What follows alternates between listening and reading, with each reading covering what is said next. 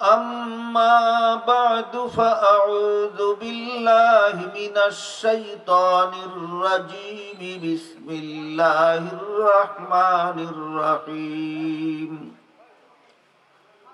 واعتصموا بحبل الله جميعا ولا تفرقوا بارك الله لنا ولكم في القرآن العظيم ونفعنا وإياكم بالآيات والذكر الحكيم শ্রদ্ধেয় সভাপতি হযরত উলামায়ে কেরাম, এলাকার সর্বস্তরের মুসলমান ভাইয়েরা আমার, আশপাশের বাড়িঘরে পর্দার আড়ালে বসা আমার মা ও বোনেরা,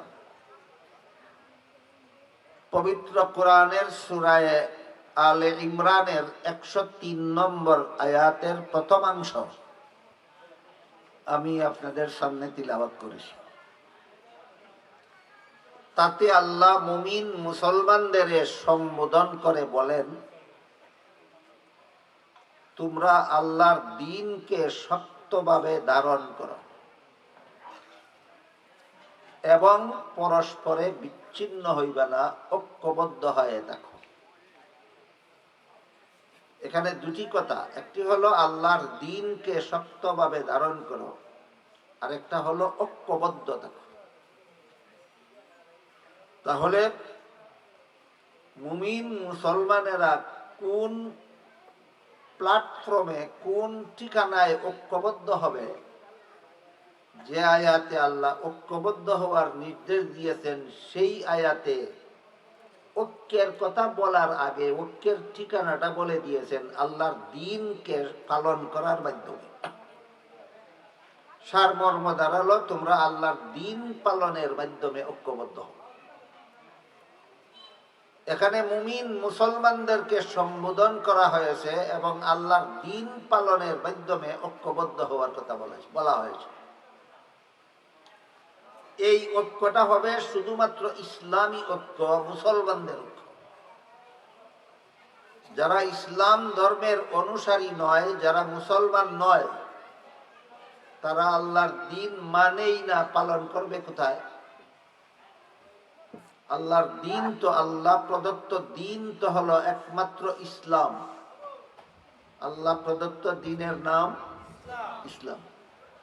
যারা ইসলামের প্রতি বিশ্বাসী নয়, তারা তো ইসলাম মানেই না, ইসলাম পালনের মাধ্যমে ঐক্যবদ্ধ হওয়ার প্রশ্নই আসে না। কিন্তু যে সমস্ত মুসলমানের দেশে অমুসলমানরাও বসবাস করে, প্রায় সবগুলি মুসলিম দেশের অবস্থা এমনই।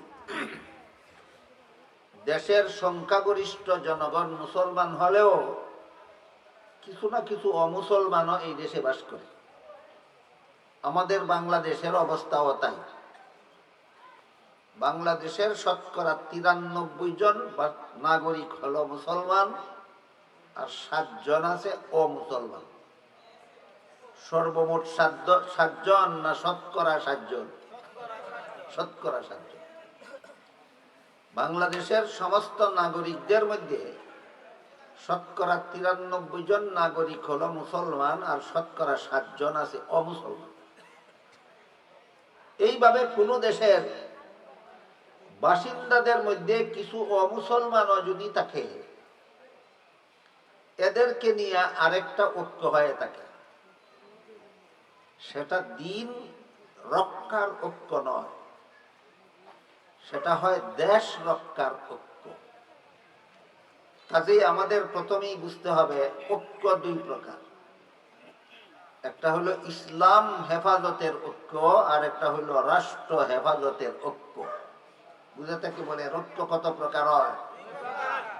জাতীয় পর্যায়ের ঐক্য দুই প্রকারের হয়। একটা হলো ইসলাম হেফাজতের ঐক্য, আর একটা হলো দেশ হেফাজতের ঐক্য। ইসলাম হেফাজতের ঐক্য শুধু মুসলমানদের মাধ্যমেই হয়।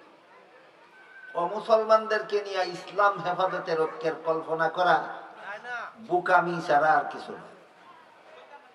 ইসলাম হেফাজতের জন্য ঐক্যবদ্ধ হবে ইসলামে বিশ্বাসী যারা তারা, আর দেশ হেফাজতের জন্য ঐক্যবদ্ধ হবে দেশের নাগরিক যারা তারা। দেশের নাগরিক যারা তারা হবে, তাদের সমন্বয় হবে দেশ হেফাজতের।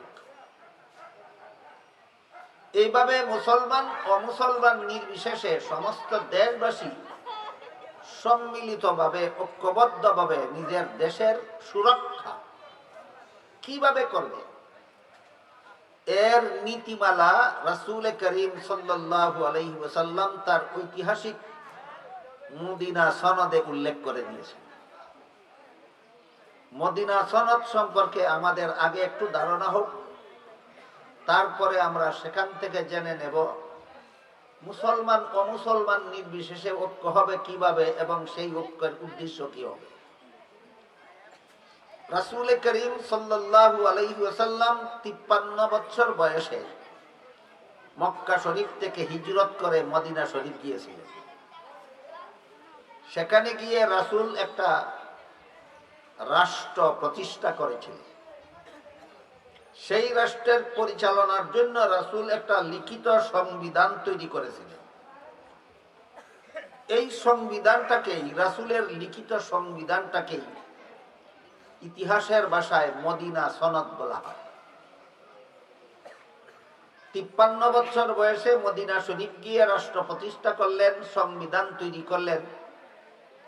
সেই সংবিধান মতে রাসূল জীবনের শেষ 10টি বছর ওই দেশের শাসনকর্তা পদে বহাল ছিলেন। জীবনের শেষ বছর রাসূল দেশ শাসন করেছেন। এতটুকু কথা বোঝার পরে আপনারা বলুন, রাসূল কি শুধু মুসলমানের ব্যক্তি জীবনের আদর্শ, শুধু পারিবারিক জীবনের আদর্শ, শুধু ধর্মীয় জীবনের আদর্শ, না রাষ্ট্র জীবনেরও আদর্শ? তাহলে কেউ যদি বলে রাষ্ট্র জীবনে ধর্ম পালন করা যাবে না, তাহলে সে কি রাসূলের রাষ্ট্রীয় জীবনে রাসূলকে আদর্শ মানল? রাসূলের জীবন আদর্শ যে মানে না, সে কোন লাজে নিজেকে নিজে মুসলমান বলে পরিচয় দিতে পারে? হায়া লজ্জা থাকলে তো সে এই রাসূলের উম্মত বলে দাবি করতে পারে না। তুমি তো রাসূলের রাষ্ট্রীয় জীবনের আদর্শ মানোই না। তোমার হায়া লজ্জা থাকলে তুমি এই রাসূলের উম্মত দাবি করতে পারো না।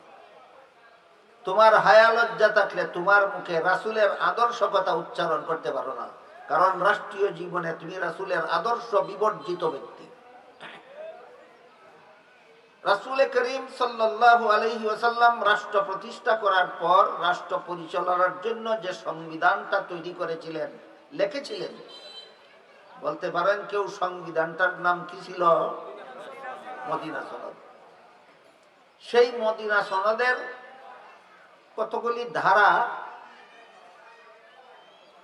দেশ হেফাজতের জন্য দেশের সকল নাগরিকের সমন্বয়ে ঐক্য গঠনের রূপরেখা, দেশের মুসলমান অমুসলমান নির্বিশেষে সমস্ত নাগরিকদের সমন্বয়ে যে ঐক্য হবে, এই ঐক্যের রূপরেখা আমরা পাবো রাসূলের মদিনা সনদে।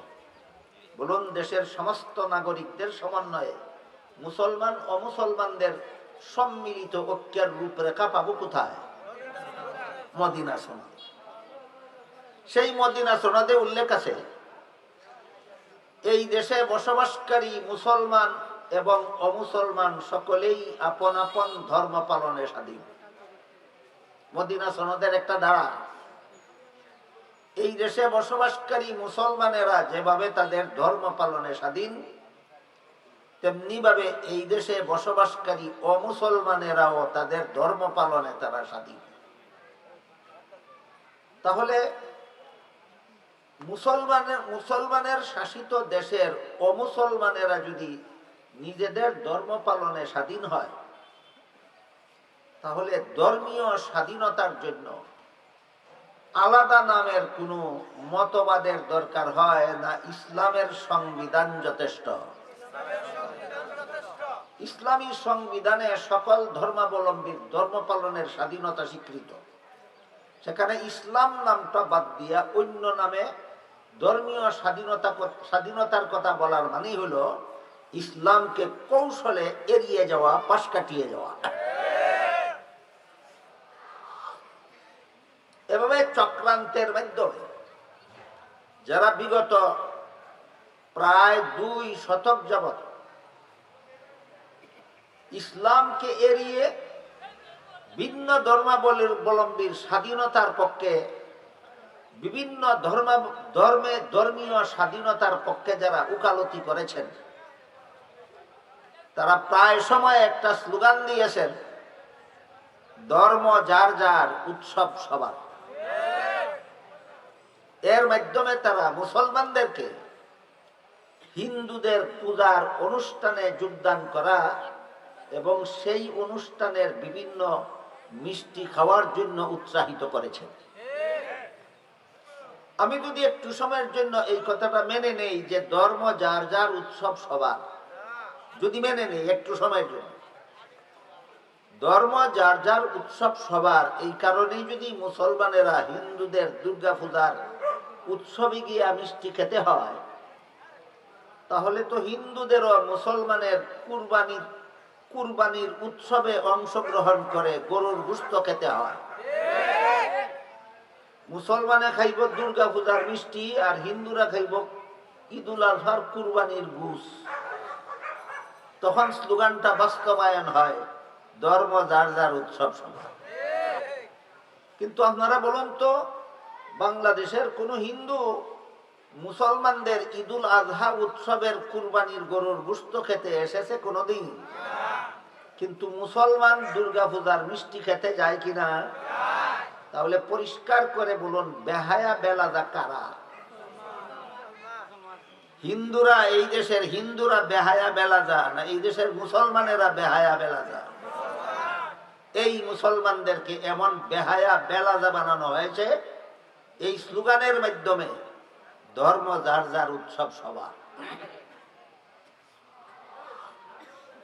আপনারা বলুন তো, কেউ যদি বলে কৃষিকাজ যার যার, ফসল সবার, গৃহস্থী যার যার, ফসল সবার, চাকুরি যার যার, বেতন সবার, ব্যবসা যার যার, মুনাফা সবার, আর কোন ছাগলে যদি কয় বিয়া যার যার, বউ সবার, হে যেমন ছাগল, ঠিক তেমনি ভাবে যারা কয় ধর্ম যার যার, উৎসব সবার, এরাও একটি নিকৃষ্টতম ছাগল।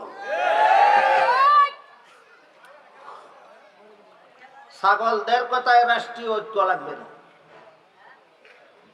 দেশ রক্ষার ঐক্যের রূপরেখা ইসলামে আছে। ঘটনাগুলি এই জন্য বললাম, আমাদের রাষ্ট্রীয় ঐক্য হবে বিভিন্ন ধর্মাবলম্বীদের সমন্বয়ে, দেশ রক্ষার ঐক্য হবে ছাগলদের কথায় না ঐতিহাসিক মদিনা সনদের ধারা মতে? এবার বলেন, মদিনা সনদের এক ধারায় আছে কিনা, এক দেশে বসবাসকারী সমস্ত ধর্মাবলম্বীরা আপন আপন ধর্ম পালনে স্বাধীন? তাহলে তো এটা ইসলামের বিধান। ভিন্ন নামে এই বিধানের কথা বলবা কেন? এর মানে হলো ইসলাম শব্দটাই তোমার পছন্দ হয় না।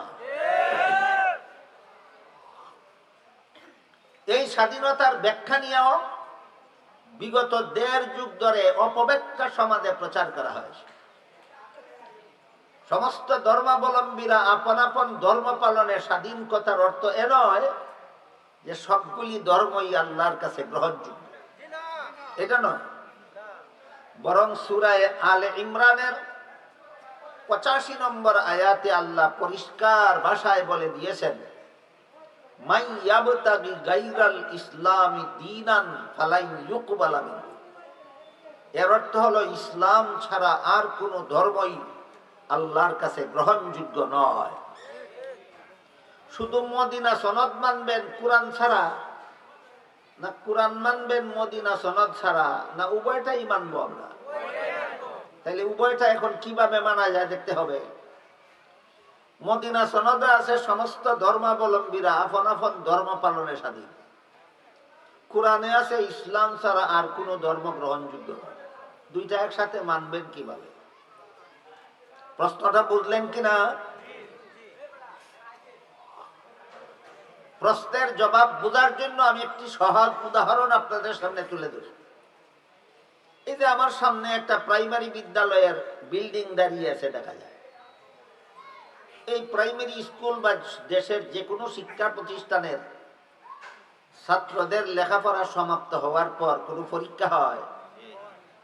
পরীক্ষার হলে যত ছাত্রছাত্রী প্রশ্নপত্র হাতে নিয়ে বসে, সবাই প্রশ্নের সঠিক জবাব লেখে না অনেকে ভুলও লেখে? এবার বলেন, যারা ভুল লেখে এদেরকে লিখতে কোনো বাধা দেওয়া হয়? এখানেও তো প্রশ্ন আসতে পারে, ভুল লেখলে যদি ফেল করবে নিশ্চিত, তাহলে বাধা দেব না কেন? আর বাধাই যদি দেব না তাহলে ফেল করবে কেন? এই প্রশ্নের যেই জবাব, অন্য ধর্ম পালন করলে বাধা দেব না কেন, আর বাধাই যদি দেব না তাহলে পালন করতে স্বাধীনতা দেওয়া হল কেন? এই প্রশ্নেরও সেই জবাব। পরীক্ষার হলে পরীক্ষার্থী ছাত্রছাত্রী প্রশ্নের জবাব ভুল লেখলে ফেল করবে নিশ্চিত, বাধা দেব না কেন? গ্রহণযোগ্যতার কারণে নয়।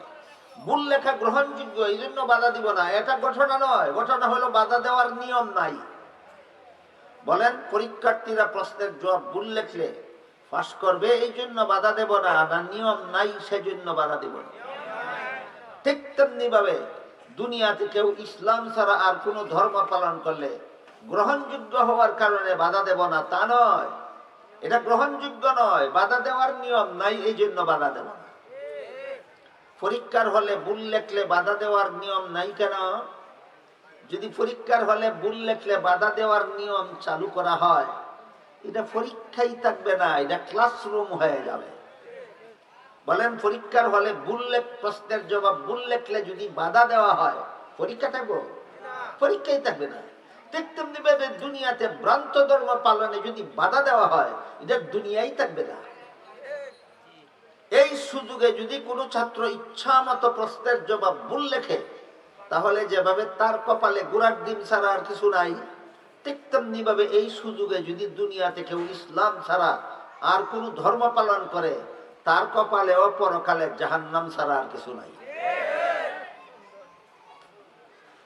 গেল মদিনা সনদের একটা ধারার আলোচনা পর্যালোচনা। মদিনা সনদের একটা ধারায় উল্লেখ আছে, এই রাষ্ট্রের সমস্ত ধর্মাবলম্বীরা আপন আপন ধর্ম পালনে স্বাধীন। মুসলমানেরা যেভাবে ইসলাম ধর্ম পালনে স্বাধীন, ইহুদিরাও তাদের ইসলাম ধর্ম পালনে স্বাধীন। এই স্বাধীনতার অর্থ এক ধর্মাবলম্বী আরেক ধর্মের উৎসবে যোগদান করবে না, এক ধর্মাবলম্বী আরেক ধর্মাবলম্বীদের ধর্ম পালনে বাধা দেবে না, অংশগ্রহণ করবে না বাধা দেবে না? বাধা দেবে না। এটা হলো স্বাধীনতার ব্যাখ্যা। এই ব্যাখ্যাকে অপব্যাখ্যা করা হয়েছে গত ১.৫ শতক যাবৎ, বিগত ১.৫ দশক যাবৎ। এই ব্যাখ্যা, এই বিশুদ্ধ ব্যাখ্যা জাতির সামনে পেশ না করে অপব্যাখ্যা পেশ করা হয়েছে। বলা হয়েছে ধর্ম যার যার উৎসব সবার। ধর্ম যার যার উৎসব সবার না। যেমন ভাবে কৃষিকাজ যার যার ফসল সবার, যেমন ভাবে কৃষিকাজ যার, গৃহস্থী যার ফসল তার, যেমন ভাবে ব্যবসা যার মুনাফা তার, যেমন ভাবে চাকরি যার বেতন তার, যেমন ভাবে বিয়া যার বউ তার, তেমনি ভাবে ধর্ম যার উৎসব তার। ধর্ম যার উৎসব তার, এটা হলো ধর্মীয় স্বাধীনতার বিশুদ্ধ ব্যাখ্যা।